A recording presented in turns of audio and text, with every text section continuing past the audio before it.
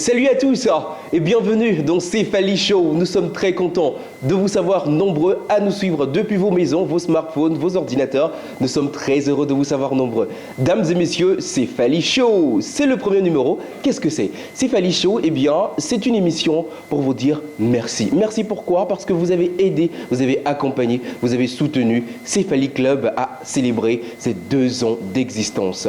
Aujourd'hui, c'est une grande joie pour nous de vous rendre l'appareil. Merci à toutes et à tous de nous avoir accompagnés, de nous avoir soutenus. Céphalie Show, qu'est-ce que c'est? C'est une émission de cuisine. Une émission de cuisine pour les couples, par les couples. Et également, nous allons parler de problèmes de couple à travers des interviews qui vont se dérouler au fur et à mesure de cette émission. Nous allons faire des petits sauts, aller en cuisine, revenir en interview. Nous allons passer un excellent moment avec vous. Depuis la cuisine derrière là-bas, je crois que vous avez un aperçu de ce qui se passe. En tout cas, ici, ça sent très bon. Installez-vous confortablement, laissez tout ce que vous avez à faire. C'est Céphalie Club qui est là. Bienvenue.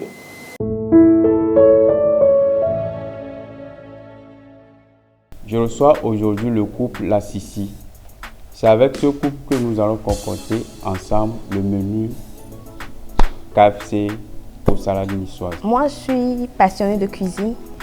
Donc c'est pour cela, lorsque Céphalie nous a fait appel de venir assister un chef qui sera une occasion d'apprendre, j'ai sauté sur l'occasion. Donc j'attends d'apprendre beaucoup de choses sur la manière de cuisiner, la manière de préparer les mets et aussi comment servir et autres. Pour la salade niçoise, premièrement, on a besoin de pommes de terre, tomates, haricots verts,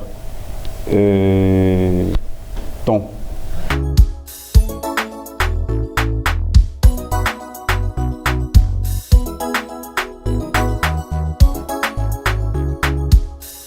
En tout cas, je sais que dans toute cuisine togolaise et africaine, il y a le sel. Ça, je suis sûr. Donc, je laisse ma femme compter. Quand on dit salade niçoise, il y aura des légumes. C'est ce à quoi je m'attends. Mais le plat KFC, c'est un plat que je vais découvrir.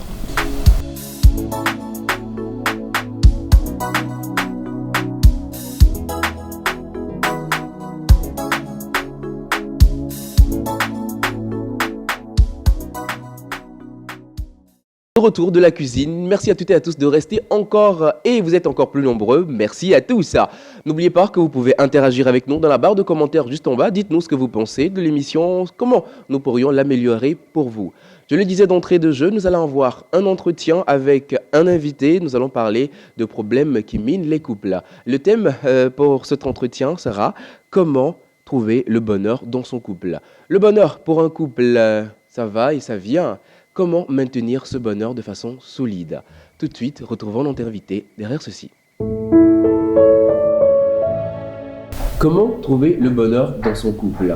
C'est le thème sur lequel nous allons nous entretenir aujourd'hui avec notre invité, Monsieur Nabi Didier, juriste et spécialiste en marketing communication. Il est marié, père de famille. Bonjour Monsieur Didier. Bonjour Eugène, comment tu vas? Super bien, nous sommes très heureux de vous avoir avec nous. C'est un plaisir partagé. D'accord. Alors, rentrons tout de suite dans le vif du sujet. Comment trouver le bonheur dans son couple?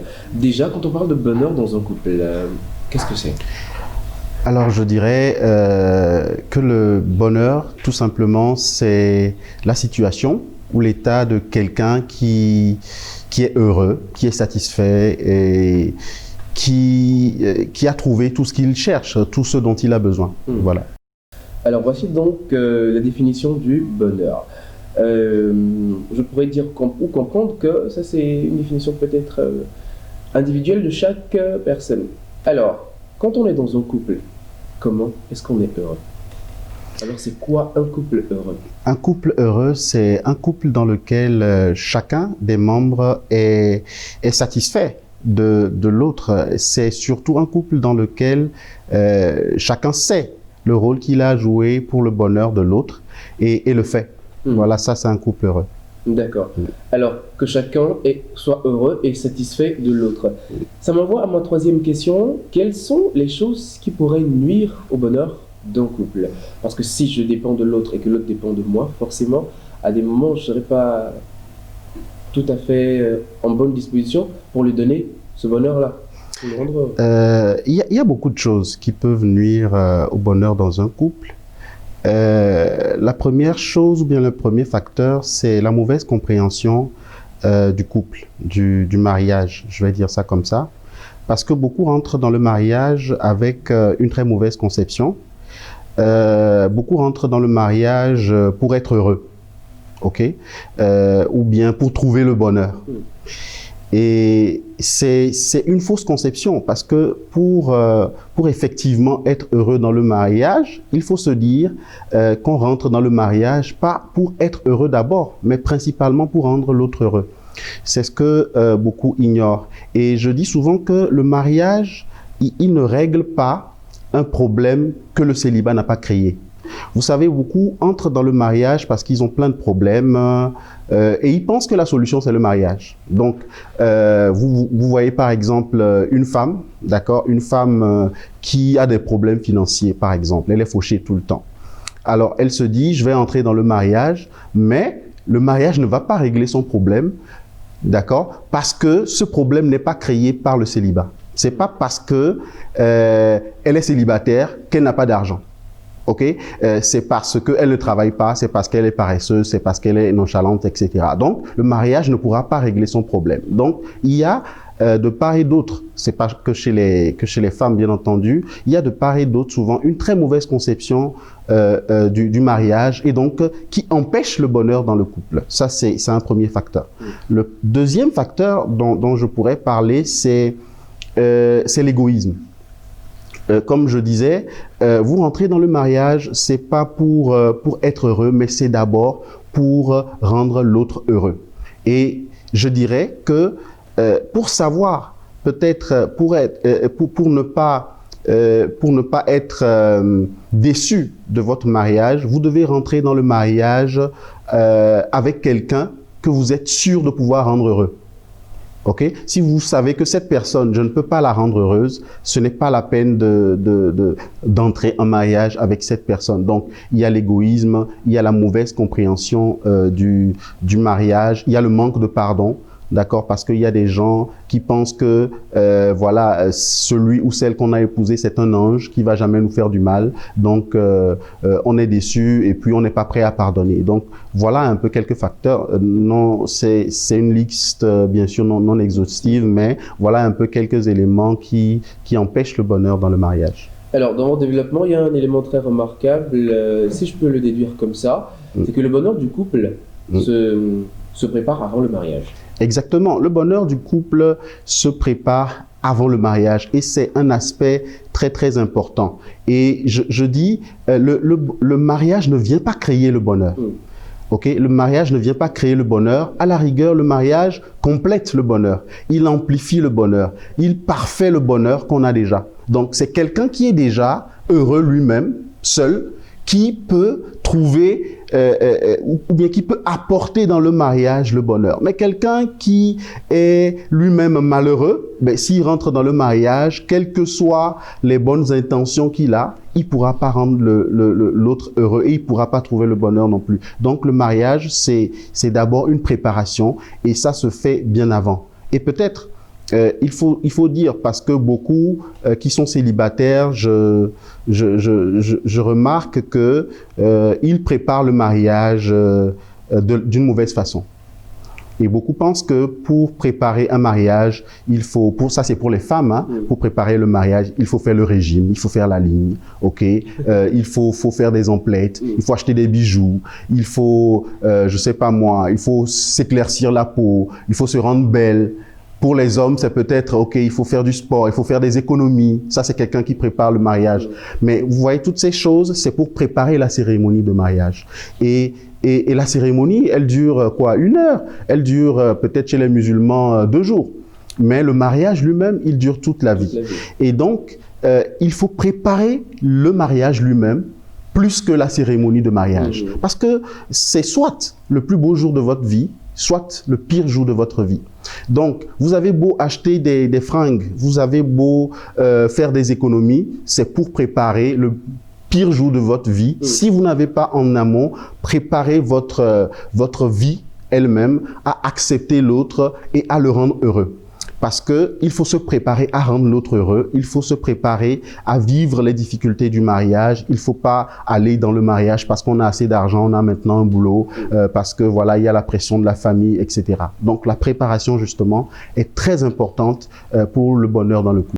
Alors, ça me rend donc à cette question. Certains se demandent là tout de suite, ok, peut-être je suis dans un cas de figure, comme ça, comme ce que nous venons de dire.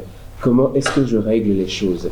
En premier lieu, Céphalie Club est créé pour ça et existe pour ça. De la relation entre les couples, pour les couples, les permettre de mieux se comprendre et de mieux préparer de mieux arranger leur destinée. Mais tout de suite, nous allons donner quelques éléments de réponse. Quels sont les éléments qui pourraient améliorer le bonheur dans un couple? Tu réponds? Oui. D'accord. Quels sont les éléments qui pourraient améliorer le bonheur dans un couple? Le premier élément, vous savez, c'est de bien choisir. De bien choisir. Il faut qu'on parte de là. Donc on revient toujours à avant le mariage. Avant le mariage, il faut bien choisir son partenaire de vie. Vous savez, j'ai entendu beaucoup de jeunes, beaucoup d'amis aussi, me dire si ça ne marche pas, je partirai. Si ça ne marche pas, ouais, je vais laisser, voilà. Et j'ai eu... Là, tout de suite, on se marie pour essayer. On veut essayer. Vous voyez? On prend une voiture, elle ne nous intéresse pas trop. Oui, on essaye, on peut la remplacer dans 5 ans après l'avoir amortie. Vous voyez? Donc, beaucoup se disent ça, je vais essayer, si ça ne marche pas, je quitterai. Mais moi, je dis fondamentalement, vous savez, il y a l'amour, hein, ok? Mais je suis souvent, et je le dis souvent, que l'amour ne vous permet pas de réussir votre mariage. Vous réussissez pas votre mariage avec une femme juste parce que vous l'aimez. En tout cas, l'amour compris comme voilà un sentiment, machin, elle est belle, voilà, elle est gentille, etc. Lorsque vous voyez une femme, si vous êtes un homme, Eugène, vous voyez une femme et vous vous dites, ou bien vous devez vous poser la question, ça c'est ce que je conseille, posez-vous la question, le jour où cette femme cesse d'être soumise à moi, est-ce que je peux continuer par l'aimer? Si la réponse est oui, vous pouvez l'épouser. Vous comprenez? Si la réponse est oui, ça veut dire quel que soit ce que cette femme fait, vous êtes capable de continuer par l'aimer. On parle là quand même de soumission dans un couple. Oui. L'un des éléments de base. L'un des éléments de base, mais on en reviendra si tu permets. Donc, si je me pose cette question en tant qu'homme et la réponse est oui, je peux épouser cette femme. Parce qu'il y a des femmes que vous n'êtes pas capable de continuer par aimer si elles déconnent. Mais il y a une femme que vous êtes capable de continuer par aimer même si elle vous met un pistolet sur la tempe. Cette femme, vous l'aimez, vous pouvez l'épouser. Vous voyez?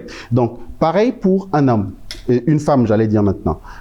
Une femme qui veut se marier, par exemple, doit se poser la question, cet homme, est-ce que je peux continuer par le respecter, quelles que soient les circonstances? Même s'il est infidèle, est-ce que je peux continuer par l'aimer? Parce que vous pouvez aimer, vous pouvez respecter un homme parce qu'il vous donne de l'argent. Parce que vous êtes dans une certaine circonstance, parce qu'il y a des situations, aujourd'hui tout va bien, etc. Vous venez de vous voir, vous aimez, il y a le, vous voyez, il y a l'amour, le feeling qui est là.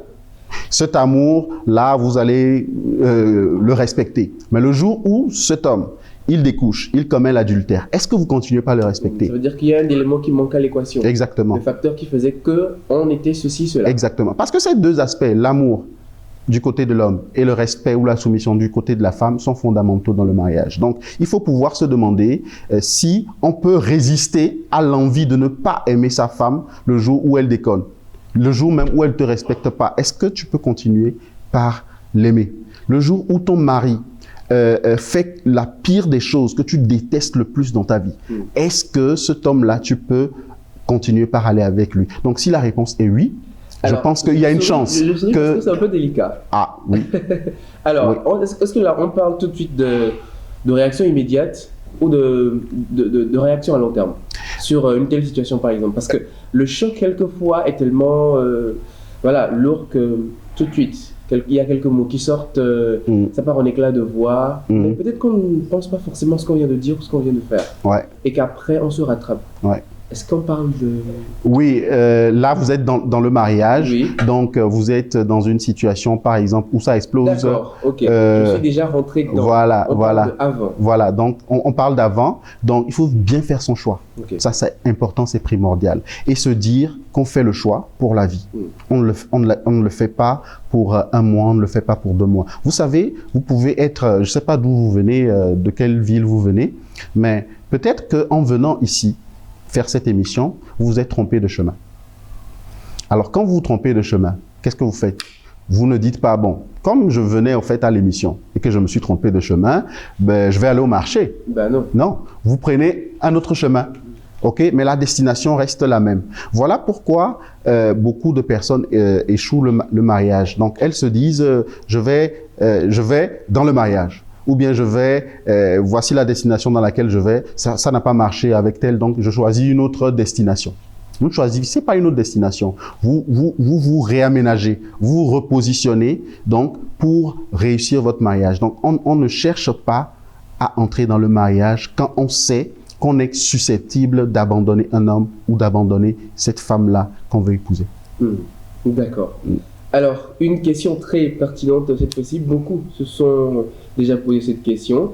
Ça fait même un sujet de grand débat dans les familles. On y croit même dur comme fer.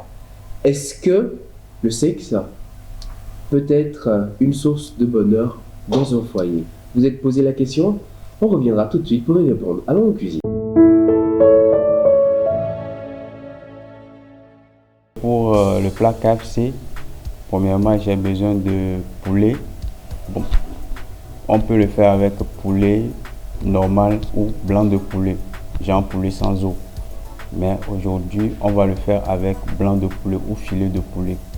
Donc, on a besoin de filet de poulet, de piment rouge poudre ou piment rouge normal, curé, chapelure. Pour son accompagnement, c'est le riz légumier au curry aussi. Le riz, j'ai besoin de carottes, poivrons, choux, curry.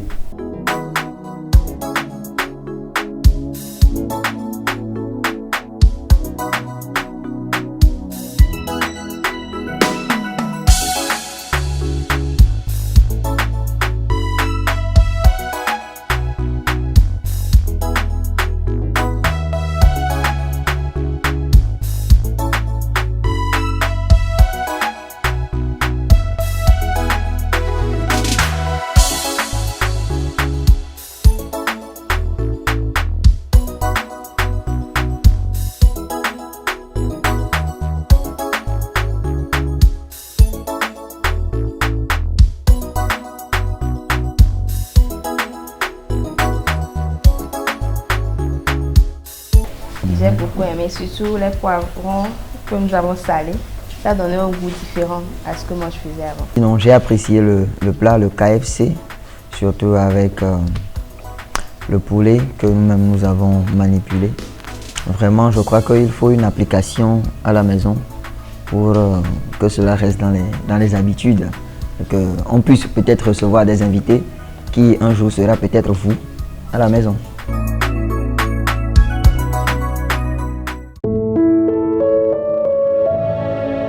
Juste avant de partir en cuisine, le sujet qui était sur la table, c'est est-ce que le sexe est un moyen par lequel le couple peut trouver le bonheur? Beaucoup se sont plusieurs fois posé la question et je suis même convaincu qu'avant le mariage, on s'est dit que c'est la chose fondamentale. Si c'est qu'il y a ça, c'est que tout est OK. D'accord. OK. Monsieur Didier, est-ce que vous partagez le même avis? La question me rappelle un de mes professeurs d'anglais qui disait j'aime beaucoup le ciel. Il disait, le ciel, je pense que c'est un très bon endroit et que c'est très bon, c'est très beau et tout, mais la seule chose que j'aime pas, c'est qu'il n'y a pas le sexe là-bas. Et je me demande s'il aurait préféré l'enfer.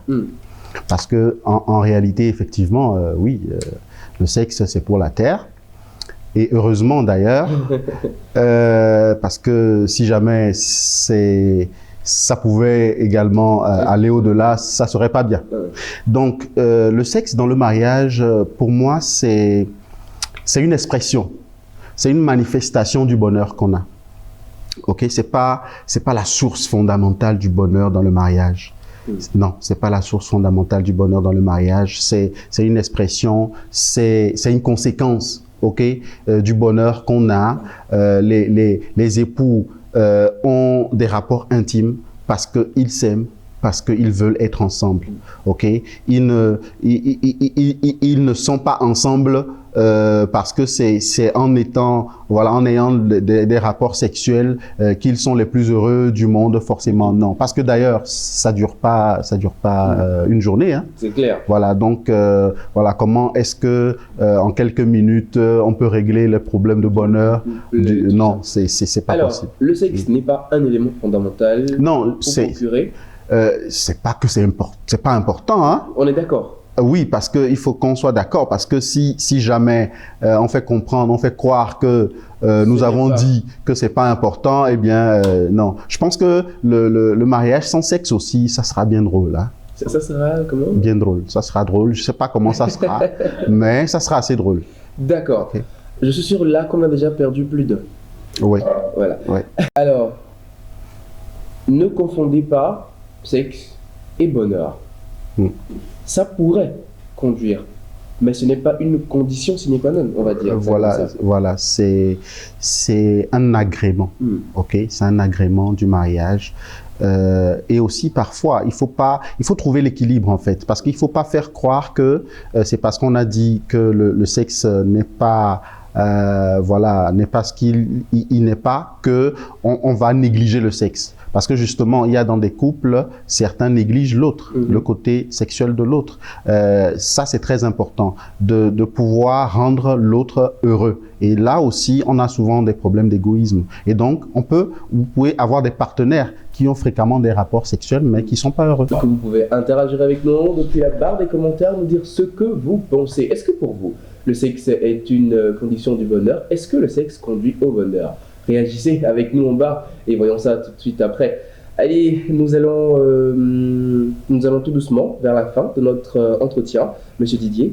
Alors, pour terminer, pour vous, quel serait le conseil pratique que vous pourriez donner à nos chers internautes pour mieux se préparer au mariage et être heureux dans un mariage? Dans un premier temps, nous allons revenir ensuite pour les couples.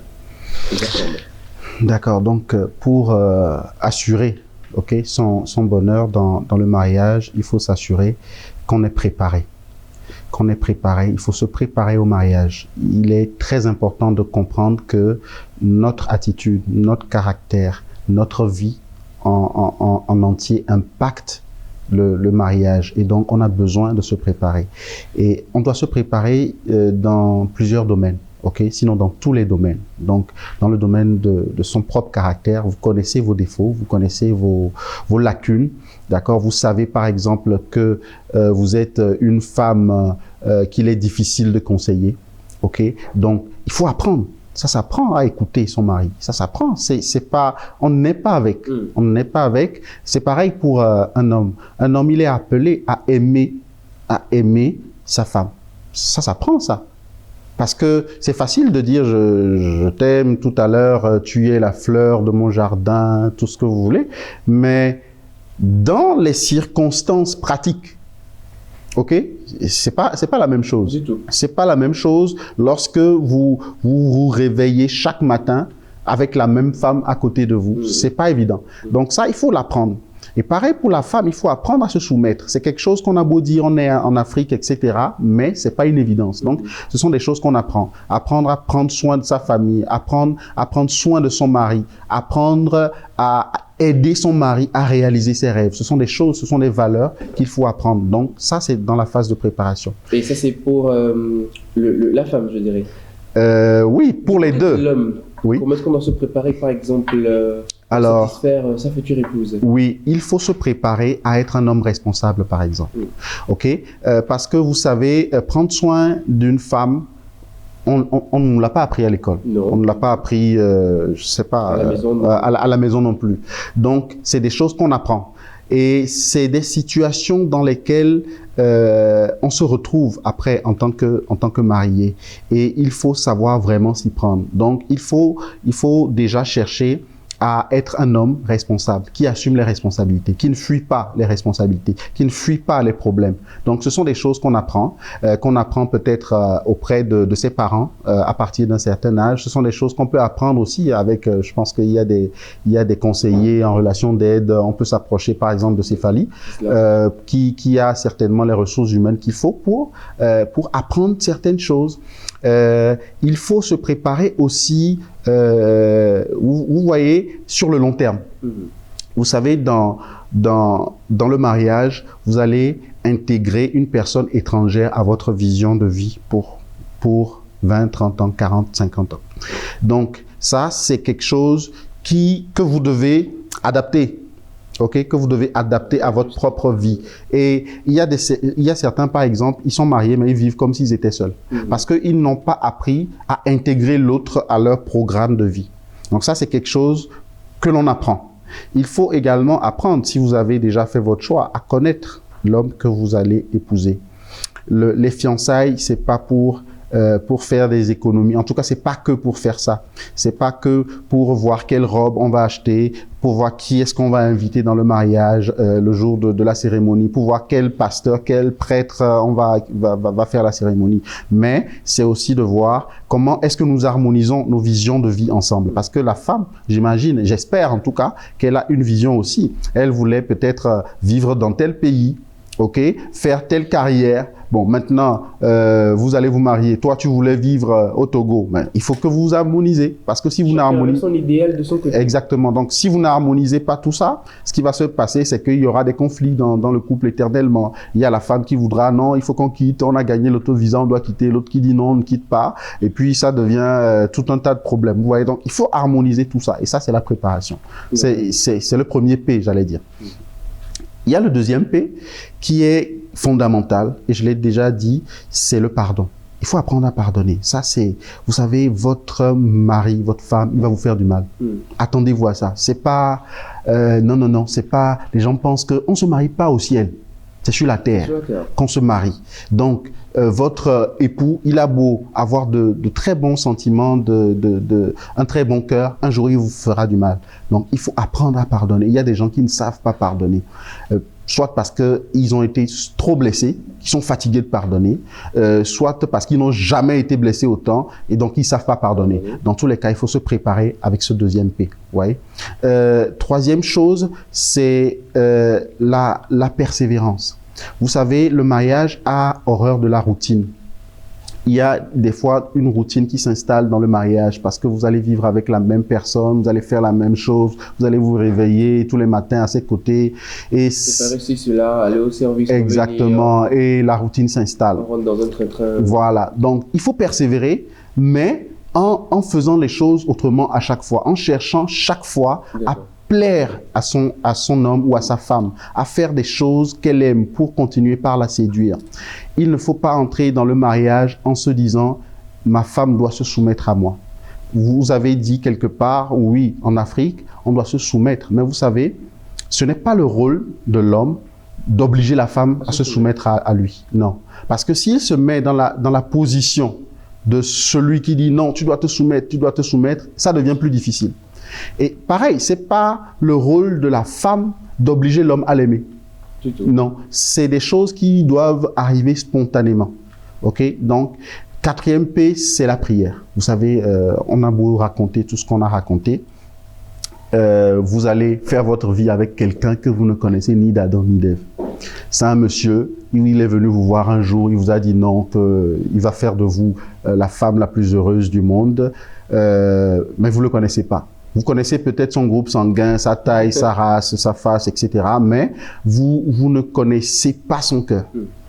Et il y a quelqu'un qui peut connaître son cœur.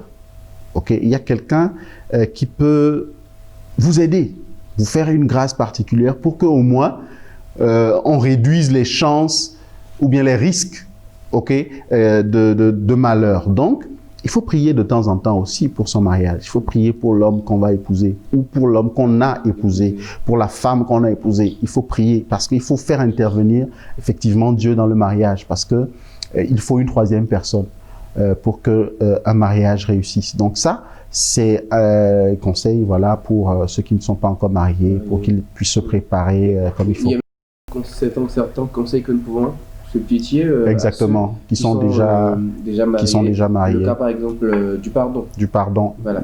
Alors pour ceux qui sont déjà dans un cas de figure mariés, mais ce n'est pas l'idéal. Ils n'ont pas le bonheur qu'on avait espéré. Voilà. Alors, si vous êtes marié et que vous n'avez pas le bonheur aujourd'hui, la question qu'il faut se poser fondamentalement, est-ce que je suis en train de rendre l'autre heureux? Est-ce que je suis en train de rendre l'autre heureux? Parce que souvent, les gens se tournent sur eux-mêmes parce qu'ils sont rentrés dans le mariage avec une mauvaise conception, ils n'ont pas trouvé ce qu'ils espéraient, donc ils sont frustrés. Mais si vous vous posez la question, première question, est-ce que je rends l'autre heureux? Si la réponse est oui, continuez.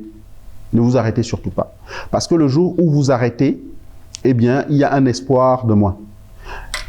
Maintenant, si la réponse est non, je ne rends pas l'autre heureux, faites tout pour le rendre heureux. Vous n'avez pas le pouvoir d'obliger quelqu'un à vous rendre heureux, mais vous avez le pouvoir de le rendre heureux vous-même. Voilà, donc en rendant l'autre heureux, vous êtes capable donc de trouver votre propre bonheur. Parce qu'il y a aussi ça, le bonheur ne dépend jamais de l'autre. Votre bonheur ne dépend pas de l'autre. C'est pour ça que, au début de cette émission, je disais, il ne faut pas rentrer dans le mariage quand vous-même, vous n'êtes pas heureux indépendamment. C'est-à-dire, toute circonstance, comme on dit en mathématiques, toute chose étant égale à par ailleurs, vous êtes heureux. Ok? Quand vous êtes heureux comme ça, quel que soit ce qui arrive, oui, ça sera difficile, mais vous aurez un peu de force encore pour rendre l'autre heureux. Et quand vous le faites, vous finirez par le ramener. Parce qu'il y a des gens qui abandonnent totalement leur propre responsabilité pour amener l'autre.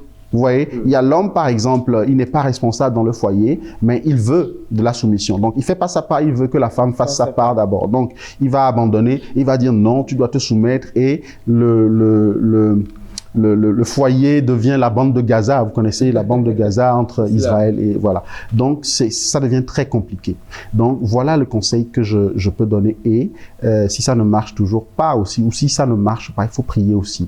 D'accord. Et il faut pas lâcher prise. Avoir un fondement solide, surtout. Ouais. Avoir un fondement solide dans la prière parce que il faut confier aussi son mariage, son foyer, son homme ou sa femme à Dieu. Ouais.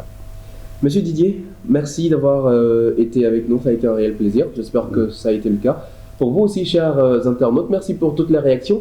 C'est pas fini, hein, même si l'émission est finie. Allez, continuez les commentaires. Monsieur Didier, je vous retrouve tout de suite pour la dégustation. Merci, c'est gentil. Merci. On se dit à tout à l'heure. À tout à l'heure.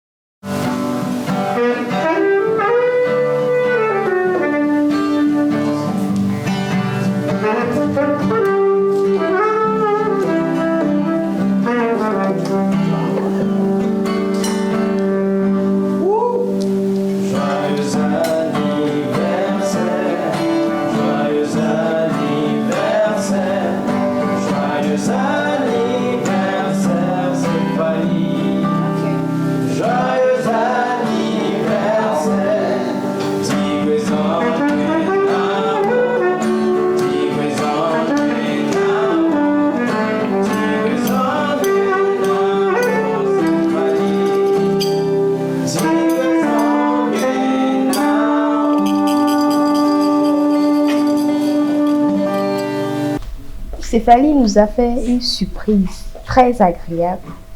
Ils ont apporté un gâteau pour nous signifier que Céphalie fêtait ses 2 ans. Au début, on pensait que c'était notre anniversaire de mariage, mais on n'en est pas encore là. On est très content pour Céphalie. C'est un bon début. Nous souhaitons à Céphalie qu'il prospère et qu'il puisse former des couples qui résistent, parce qu'on a vu que depuis un certain temps, il n'y a que des divorces. Si Céphalie pouvait permettre un temps soit peu que ces divorces diminuent, ce serait pour la gloire de Dieu.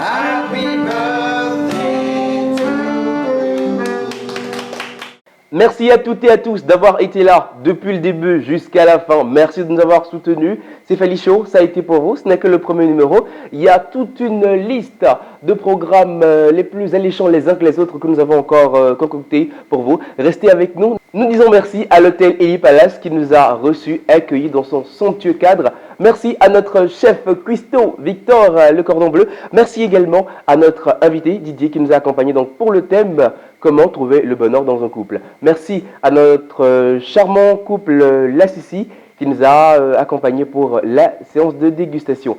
Merci à toutes et à tous. Merci chers internautes. N'oubliez pas, Céphalie Club, réussir son mariage, c'est réussir sa destinée.